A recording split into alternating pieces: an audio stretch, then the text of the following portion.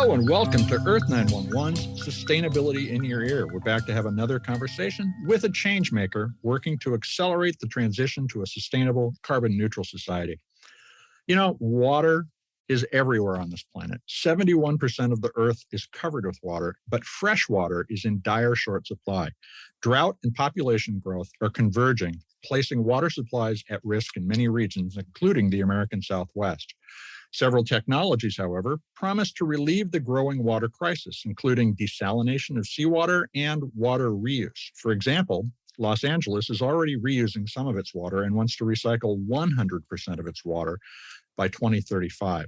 We're joined today by John Freedman, who's Global Government Affairs Leader at SUEZ Water Technologies. They've been on the show before to talk about water.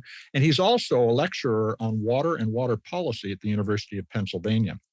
SUEZ specializes in water treatment and management, and there's much to discuss, including the viability of distilling and filtering wastewater to remove PFAS, pharmaceuticals, and other small particle pollutants from recycled water, the energy requirements involved in desalination, and the level of investment needed globally to ensure safe, equitable access to water.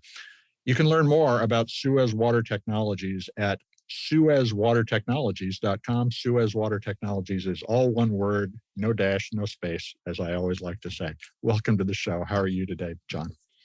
Thanks for having me, Mitch. I'm great. And that was a terrific overview and introduction to the topic.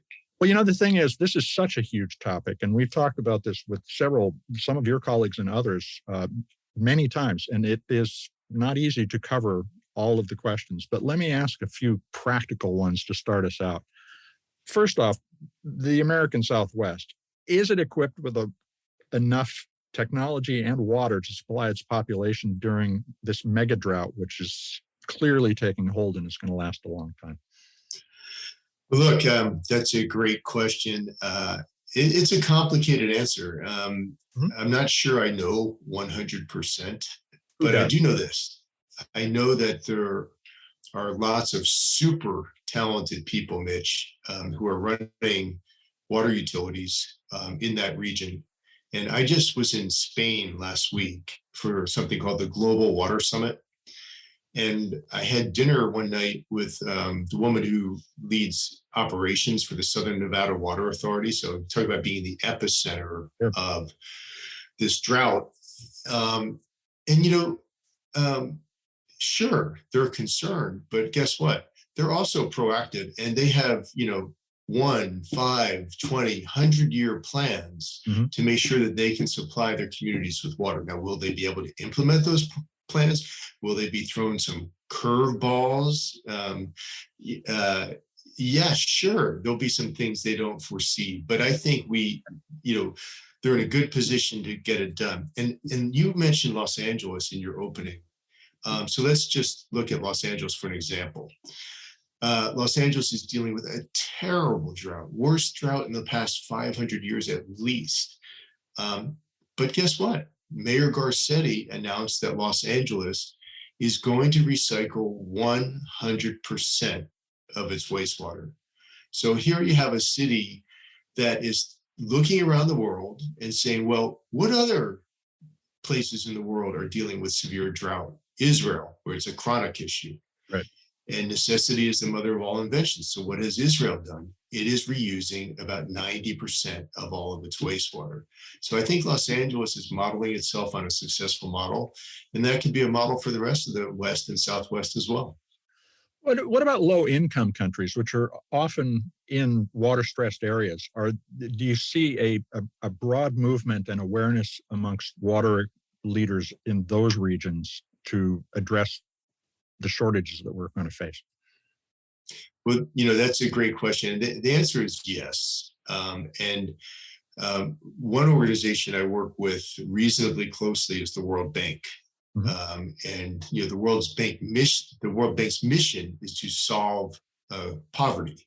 Right. And so they are very focused on addressing water challenges in poorer countries. And they do think about what they can do to ensure that people have a safe supply of drinking water, but also just to augment supply in general, to make sure there's enough, water to go around for crops and everything else. So where are we today? We're kind of, according to the UN, Mitch, about 800 million people don't have access to safe drinking water, right, on a regular basis. That's a major problem. Will things get worse as climate change continues? Almost certainly. Yeah. So I think the World Bank and others are going to have to redouble their efforts. How does SUEZ view the U.S. water supply in total? Do you see demand actually increasing, or because of continued innovation, we're going to be reusing so much water that overall there'll be less demand and we could potentially leave even more in the environment for other species? Yeah, so I'm not sure we have a point of view on aggregate water supply in the US. I work very closely with the World Resources Institute. In fact, I used to be on the steering committee there when they created their global water risk atlas called Aqueduct. And I was speaking to them to see if they had projections for the US specifically, but it's hard to get those types of projections. If you look at water, everything is local, right? So the situation in Los Angeles is going to be very different from the situation in New York. In New York, they are not worried about water scarcity. They're worried about where to put water when it rains, so it doesn't overrun their wastewater treatment capacity. So it's different all over the country. What I would say is that in those areas that are getting hotter and drier because of climate change and are seeing increased demand of water because of population growth or more industrialization, we're working with them pretty closely. We are piloting solutions to reuse wastewater so that it can be reused for agriculture, industry, and even filling drinking water reservoirs for direct potable reuse. Well, we could sure use a little of that, particularly in the West. But, you've written that industry, in particular power plants, mines, refineries, these are the major consumers of water, 4 times as much as municipalities. And we've talked with several organizations, Gradient, for instance, recently, that is working to recycle 99% of the water for their customers. How do you see the evolution of industrial water use over the next couple of decades? Are we really going to start to have a system that is completely circular, or are there going to be challenges that we aren't expecting? Yeah, well, okay, so let's start kind of with a global view and then look at the US. So globally, industrial reuse is not as much as in the US, because in the developing world, agriculture is a far greater user of water than industrial. But here in the US, of course, where we are highly industrialized, industrial water is probably about 50% of all water use. And of that, power generation is probably 80 to 90%. So what do you do about that when you're facing pressures on your water supply? You can, as you say, kind of close the loop and recycle that water, which can have a tremendous impact on the environment, positive impact.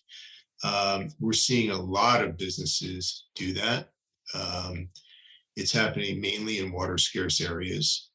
Because there's an economic issue, right? It costs money to buy this technology and implement it and operate it. So you're not going to do it typically where you have plenty of water, but where you are facing a water challenge, we're seeing industry rapidly adopt these technologies. You are about to start teaching an MBA course at Wharton, the business school at the University of Pennsylvania. What are you going to be challenging the students to think about? What are the big problems you're going to say, this is your generation's mission? Well, thank you for asking that, because I'm really excited about this class and I'm going to start teaching it in the spring. And the way I see it is that anybody who leads a business, so these are future business leaders, has an obligation to understand what the water challenges are and to operate their business in a responsible way with respect to the environment and water in particular. And also, these are business leaders, right? So maybe there are opportunities for them to capitalize on opportunities in this space. So that's kind of the overarching objective of the course, to make them aware of what these global challenges are. help them figure out how to navigate them, and even capitalize on them if there's an opportunity to play offense. And so that's kind of the beginning of the class. But if you look at the story arc of the semester, then you get into, well, what do you do about it? So we understand what these challenges are. There's increasing scarcity. 800 million people don't have regular access to safe drinking water. 2 billion people live in areas, according to the World Resources Institute, that are, very water stressed. Mm-hmm. Okay, what do you do about this, right? Well, what can you do from a technology standpoint? What can you do from a business model standpoint?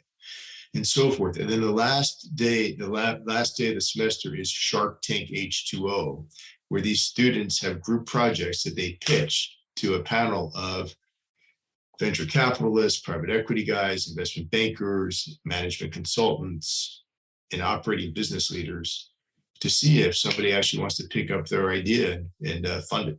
So that's the class in a nutshell. It's interesting that we're embracing reality television modalities to solve business problems, but I like it. Now, what about what SUEZ is working on to reduce water usage and increase water recycling? What are the big breakthroughs of note that you would call out? And are there some transformative technologies on the horizon that you think are particularly promising? Yeah, so SUEZ is a water treatment technology company. Its technology is used to treat drinking water and wastewater for cities and all kinds of water for industry. Mm-hmm.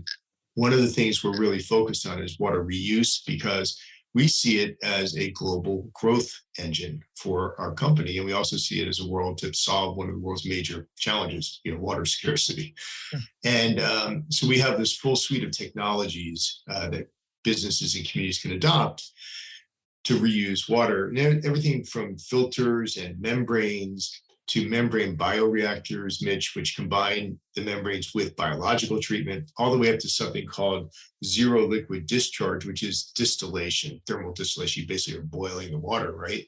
Mm-hmm. And that's 99% plus recovery. Now, as you go up that technology curve, energy consumption increases. Right. We're in a carbon constrained world. Let's be honest about it, right? So that's a challenge. So how do you marry these technologies with renewables, or how do you bring down the energy consumption period? So that's what we're working on a lot. So we have all the technology that you need today to reuse effectively 100% of your wastewater, whether in a city or a business.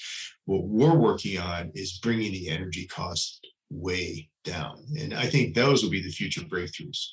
So that's going to be critical to making water recycling truly economically viable, profitable for companies that want to work in it, but also to avoid forcing communities to subsidize the extra expense of getting recycled water. Do you expect a moment where the economics are going to change as a result of all this innovation, and recycled water will simply become the easiest choice for a municipality? I think one of the, if you look, let's just talk about the US. And if you Sure. look at the American Society of Civil Engineers, they release a report every 2 years. It's an infrastructure report card, and water gets slammed. Drinking water and wastewater systems get, D plus, kind of C minus grades. And the root cause of that, according to this report, is underinvestment over the long term in water and wastewater infrastructure. And the root cause of that underinvestment is communities are not charging enough to the ratepayers, so that and communities then don't have enough money to reinvest in the systems. So as long as that problem persists, rates being too low, I don't see how communities are going to start wanting to invest more in reuse and more in desalination to meet their water needs, absent an absolute scarcity situation, right? And absolutely, you have no choice, then you find a way to do it. But the long-term challenge to me is finding a way to get water tariffs to increase for those who can afford to pay the increased tariffs. To me, water is an absolute, access to clean water is an absolute human right, right? Anybody who argues that, I have an issue with. Number two, I believe, it's the responsibility of governments to ensure that people have access to, clean water.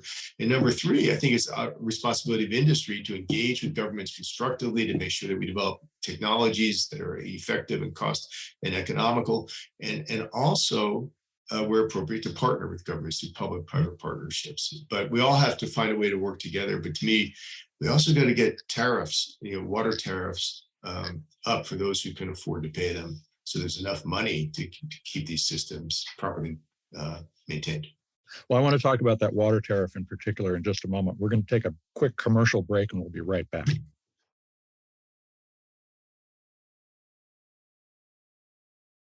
We're back to continue our conversation with John Freedman, Global Government Affairs Leader with SUEZ Water Technologies and Solutions. So, John, following up on what you just said a moment ago about the idea of water tariffs rising, we can do this on a sliding scale, but we have to have better insight into how the water is being used in order to understand who should pay more. For instance, 60% of water use in the residential water use in the U.S. is watering lawns. I would say somebody watering a lawn should pay a lot more than somebody trying to drink and bathe themselves. How do we need to augment the infrastructure to start thinking about that kind of pricing model? Well, I think what you're talking about, Mitch, is what's been done on the power side. So arming consumers of water with information, real-time information on their water use, right? So,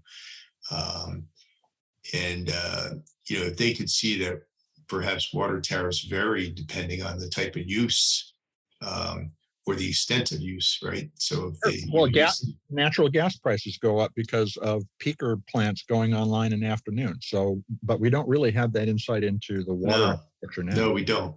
But I do think if consumers were armed with more information about how their consumption of water,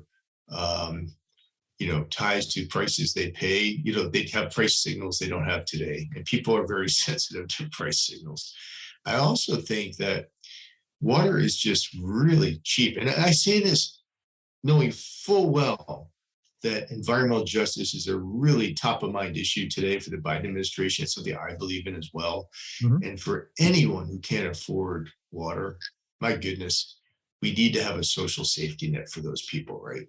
We need to provide them with that water. But for those who can afford water, the average tariff in DC, I mean, it's similar around the country, is I think $2.60 per cubic meter of water. Cubic meter is 264 gallons. So it's a penny a gallon. This is water that, is stored in a reservoir, is pumped to a treatment plant, is treated and then distributed through a network. And,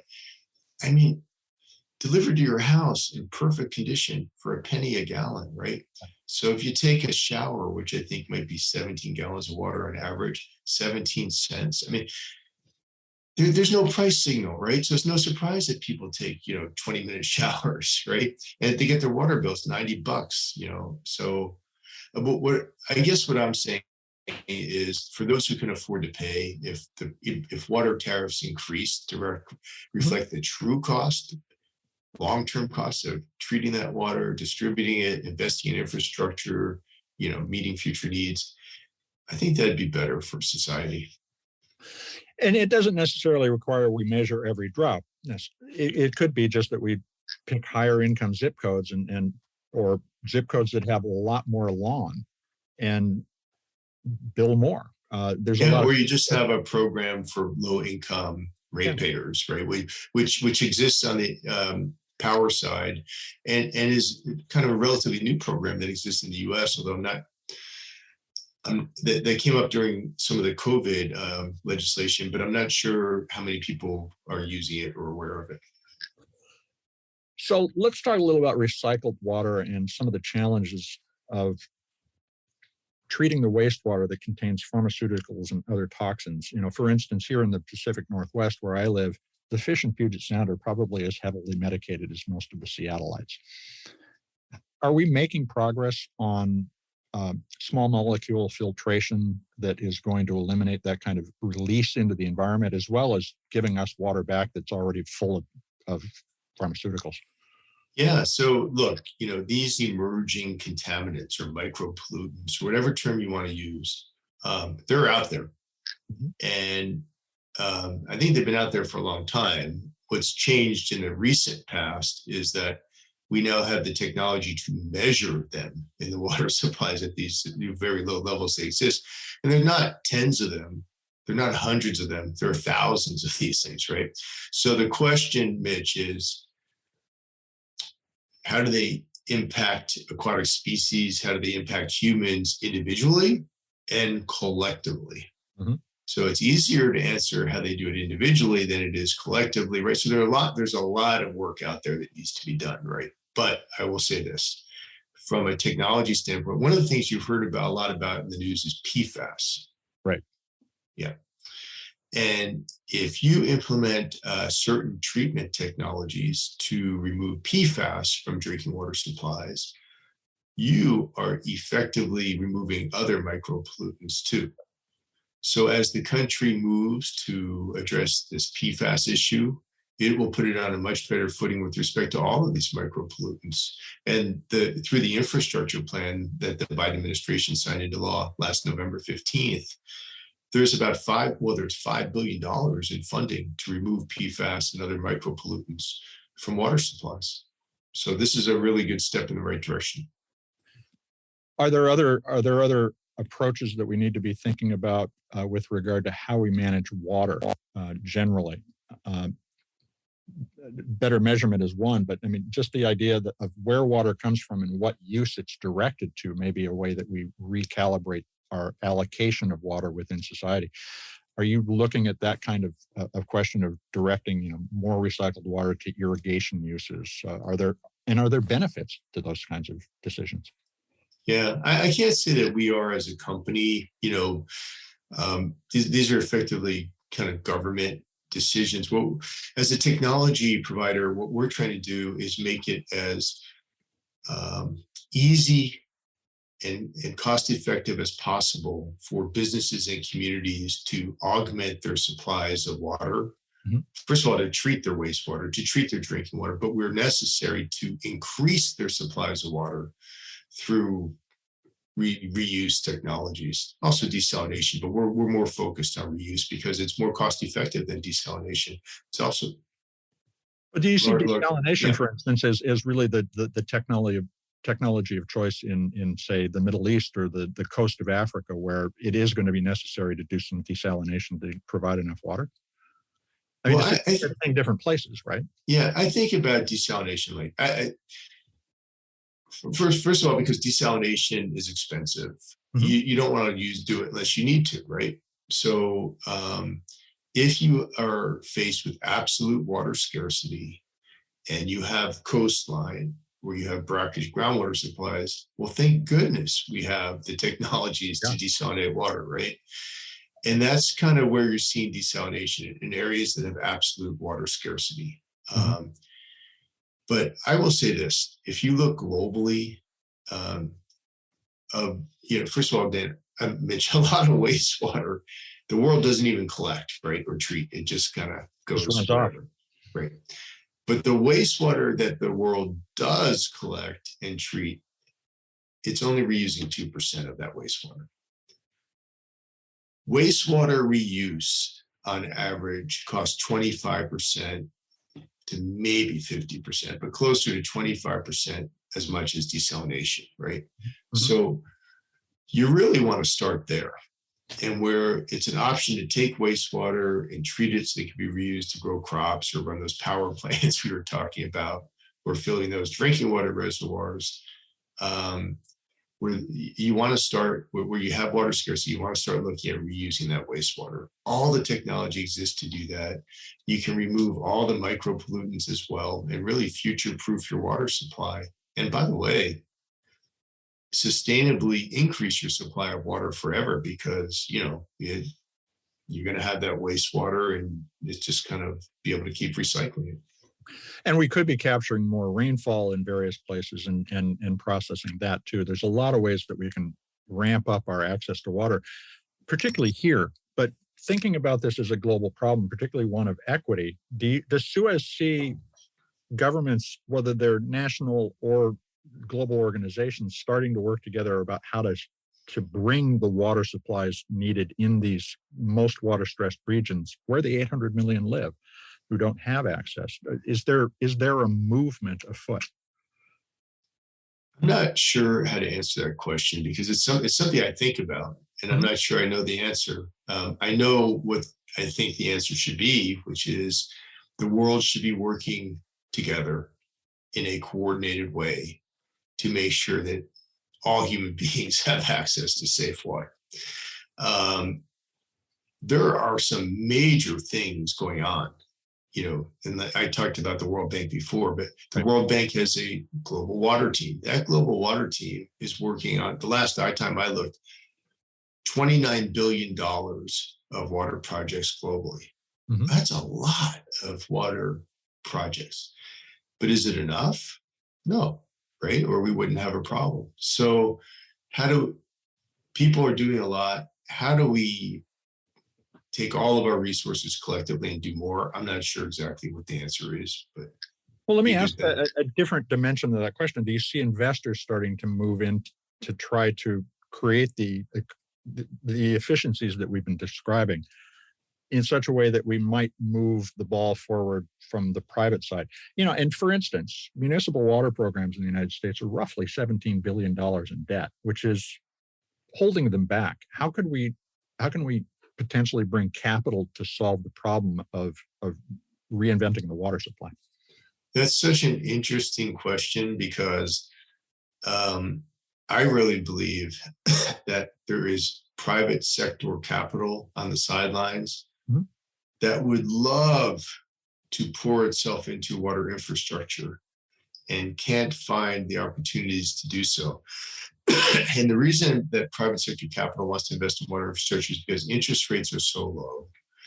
And they're looking to make relatively low risk bets. And by the way, infrastructure is considered a relatively low risk kind of bet, right? Where they can get some return, north of next to nothing in the bank account. So there are billions and billions and billions of dollars on the sidelines looking to invest in water. I think the challenge is not the lack of need, but the lack of investable opportunities in water infrastructure. And the reason there aren't a lot of investable opportunities is because communities don't have enough water revenue to pay back the investments that should be made in their infrastructure. And that's because rates tend to be low. But it's a little like our problem with gasoline. We're addicted to gasoline. We're particularly addicted to cheap gasoline. And if we were paying the true price of gasoline, we'd all be shocked and appalled. I drive an electric car. Well, for most Americans, I drive an electric too. But the breaking this habit really seems to involve coming to terms with what we're really paying for water and what we need to pay for water. In terms of positioning this for investors, are there obvious co-investment opportunities with clean water and clean energy? Since, taking desalination as an example, could I make a fairly low-risk, long-term bet in placing a desalination facility and my new renewable energy wind farm or solar farm close to one another? Are there those kinds of more integrated investment decisions out there that we could be beginning to approach? Yeah, I'm sure there are. And water and energy are two sides of the same coin because you can't run a water treatment plant without using tremendous amounts of energy.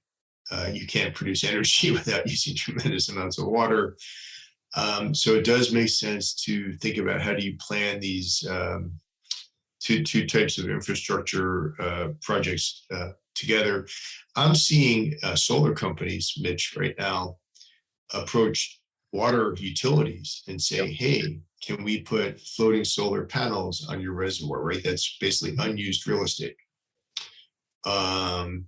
You have at wastewater treatment plants, these huge tanks, clarifiers. Can we put solar on your clarifiers? That's just one example, but there are lots. When desalination plants are being built, you need to look at solar as the form of energy, right? So there are lots of examples of how you can look at these two investments together. But I will say this, on the water side, if you want to get industry, you had mentioned industry earlier in our conversation. If you want to get them to use more water, because they do have trouble sometimes making the economics work, right? Because the prices they pay for water are pretty low. So how do you get them to invest in the technology to recycle all that water? I think you could create an investment tax credit. So that's the way where water and energy come together from a policy side, because you have an investment tax credit for solar, right? Mm-hmm. You have it for wind. If you had it for industry to reuse water, I think you'd see the doors get blown off in terms of how much industrial reuse starts to happen. And you would put the US or any industrialized country on a more sustainable water path forward. Leadership in water technology doesn't seem to be highly national. It seems to be very distributed. How do you see the industry evolving over the next 20 or 30 years as we go into the heart of the climate crisis? What are the financial and business challenges that you're, again, going to tell those students about at Wharton? Yeah, I don't know that I have a good answer to that. I will say this, the water industry historically has been very fragmented. Mm-hmm. So there have been tons of players on the utility side, on the technology side. And if you look at the utilities, Mitch, the U.S. has something, I don't know the exact number, but it used to be 56,000 drinking water systems, right? Well, that's crazy because some of them are so small, they simply don't have the resources to invest in what they need to make sure they're sustainable. And it'd be great if there were a way to create some consolidation and achieve economies of scale.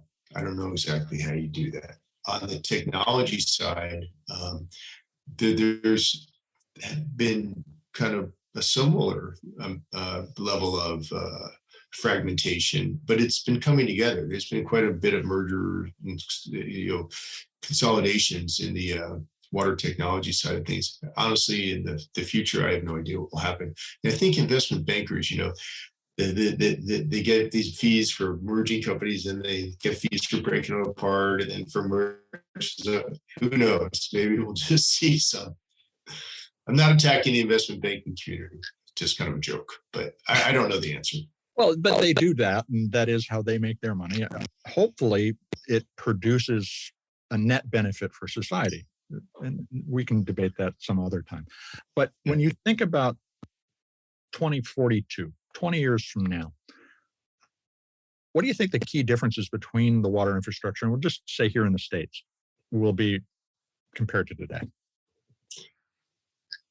I think it's something you were touching on earlier, digital solutions. I think we're going to see much more widespread adoption of sensors and software so that systems will have more real-time information and will be operating more efficiently. And by the way, we'll be aware of any contaminants in their system, in real time, that kind of thing. So I think we're going to see a big adoption of digital technologies over the next couple of decades. And I also think energy consumption is going to go way down. First of all, if you just look at the solar industry, right, the cost of panels is trending towards, is it zero? No, but it's going very low, right? So, as you marry solar with water systems and other forms of renewable energy, and as the technologies themselves get more energy efficient, that's going to be a game changer too. And that'll bring costs down as well as have an environmental benefit. Well, John, I want to thank you for taking time to talk with us today. It's been really interesting. It's been great talking to you. And I don't know why I called you Dan a time or two, but I know your name is Mitch. And Mitch, it was a great conversation. So thank you. Well, thank you. And thanks to Dan, wherever he is. Yeah. John, have a great day. Thank you. We've been speaking with John Freedman. He is the Global Government Affairs Leader at SUEZ Water Technologies and Solutions, and also a lecturer at the University of Pennsylvania.